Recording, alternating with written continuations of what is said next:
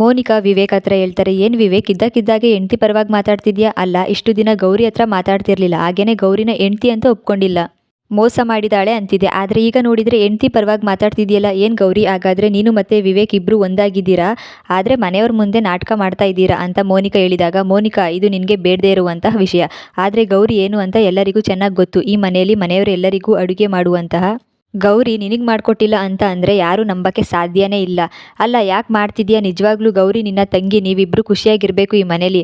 ಗೌರಿ ಯಾರೋ ಗೊತ್ತೇ ಇಲ್ಲ ಅನ್ನೋ ಥರ ಆಡ್ತಿದೆಯಲ್ಲ, ಏನಾಗಿದೆ ಅಂತ ವಿವೇಕ್ ಹೇಳ್ತಾರೆ. ಗೌರಿ ಮೇಲೆ ನನಗೆ ನಂಬಿಕೆ ಇದೆ, ಹಾಗೇನೇ ಗೌರಿನ ಯಾವುದೇ ಕಾರಣಕ್ಕೂ ನಾನು ಯಾರ ಮುಂದೆನೂ ಬಿಟ್ಕೊಡಲ್ಲ. ಹಾಗೆ ಮೋನಿಕಾ ಸ್ವಲ್ಪ ಅರ್ಥ ಮಾಡ್ಕೊ, ನೀನು ಬದಲಾದರೆ ತುಂಬ ಒಳ್ಳೆಯದು ಎಲ್ಲರಿಗೂ ಅಂತ ವಿವೇಕ್ ಹೇಳಿದ ತಕ್ಷಣವೇ ಮೋನಿಕಾ ಕೋಪ ಮಾಡಿಕೊಂಡು ನೋಡ್ತಿರ್ತಾರೆ.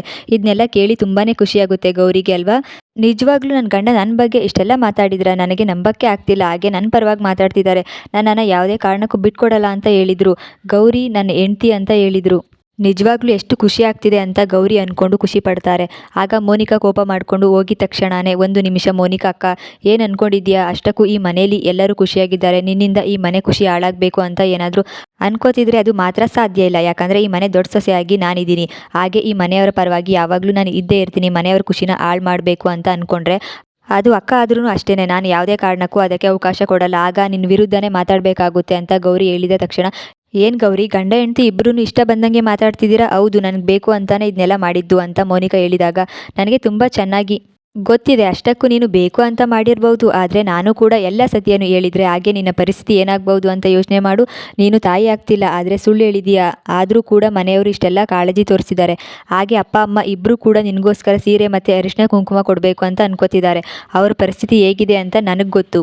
ಆದರೂ ಕೂಡ ನೀನು ಈ ಥರ ಮಾಡ್ತಿದ್ಯಲ್ಲ ಅಂತ ಕೋಪ ಮಾಡಿಕೊಂಡು ಗೌರಿ ಹೇಳಿದಾಗ, ನೋಡು ಗೌರಿ, ಯಾರು ಹೇಗೆ ಬೇಕಾದರೂ ಇರಲಿ, ಆದರೆ ನನ್ನ ಜೀವನದಲ್ಲಿ ನಾನು ಖುಷಿಯಾಗಿರಬೇಕು, ನಾನು ಹೀರೋಯಿನ್ ಆಗಬೇಕು, ಇದು ಒಂದೇ ಮುಖ್ಯ. ಹಾಗೇನೆ ಈಗ ಈ ಮನೆಯಲ್ಲಿ ನಿನಗಿಂತ ಜಾಸ್ತಿ ಗೌರವ ನನಗೆ ಸಿಗಬೇಕು. ಎಲ್ಲರೂ ಬರೀ ಗೌರಿ ಗೌರಿ ಅಂತ ಹೇಳ್ತಿದ್ದಾರೆ, ಆದರೆ ಮುಂದೆ ಎಲ್ಲರೂ ಕೂಡ ಮೋನಿಕಾ ಅಂತ ಹೇಳಬೇಕು. ಎಲ್ಲ ವಿಷಯಕ್ಕೂ ನನಗೆ ಜವಾಬ್ದಾರಿ ಕೊಡಬೇಕು, ನನ್ನ ಹೆಸರನ್ನೇ ಹೇಳಬೇಕು ಅಂತ ಮೋನಿಕಾ ಹೇಳಿದಾಗ, ಅದಂತೂ ಸಾಧ್ಯ ಇಲ್ಲ, ಯಾಕಂದರೆ ನನ್ನ ಜಾಗನ ನೀನು ತಗೊಳ್ಳೋಕ್ಕೆ ಈ ಮನೆಯಲ್ಲಿ ಸಾಧ್ಯನೇ ಇಲ್ಲ ಅಂತ ಆಗ ಕೋಪ ಮಾಡಿಕೊಂಡು ಗೌರಿ ಹೇಳ್ತಾರೆ. ಮೋನಿಕಾ ಕೋಪ ಮಾಡಿಕೊಂಡು, ಅಲ್ಲ ಎಲ್ಲರೂ ಕೂಡ ಗೌರಿ ಪರವಾಗಿ ಮಾತಾಡ್ತಿದ್ದಾರೆ, ಒಬ್ಬರಾದ್ರೂ ನನ್ನ ಪರವಾಗಿ ಮಾತಾಡೋರು ಬೇಡವಾ? ಅಷ್ಟಕ್ಕೂ ಅನಿಕೇತ್ ಕೂಡ ನನ್ನ ಪರವಾಗಿ ಮಾತಾಡಲಿಲ್ಲ ಅಂತ ಕೋಪ ಮಾಡಿಕೊಂಡು, ಎಂಥ ಕೆಲಸ ಆಗೋಯ್ತು, ನಾನು ವಿವೇಕ್ನೇ ಮದುವೆ ಆಗಬೇಕಿತ್ತು, ಆಗ ನನಗೆ ಈ ಥರ ಪರಿಸ್ಥಿತಿ ಬರ್ತಾ ಇರಲಿಲ್ಲ ಅಂತ ಕೋಪ ಮಾಡಿಕೊಂಡು, ಎಲ್ಲ ಆಗಿದ್ದು ಅನಿಕೇತಿಂದಾನೆ ಅಂತ ಕೂಗಾಡ್ತಾ ಇರ್ತಾರೆ ಮೋನಿಕಾ. ನಾಳಿನ ಸಂಚಿಕೆ ಮುಕ್ತಾಯವಾಗಿದೆ. ಇಂತಹ ಇನ್ನಷ್ಟು ಸೀರಿಯಲ್ ಸಂಚಿಕೆಗಳಿಗಾಗಿ ಚಾನಲ್ನ ಸಬ್ಸ್ಕ್ರೈಬ್ ಮಾಡ್ಕೊಳ್ಳಿ, ಹಾಗೆ ಸಪೋರ್ಟ್ ಮಾಡ್ತಾ ಇರಿ.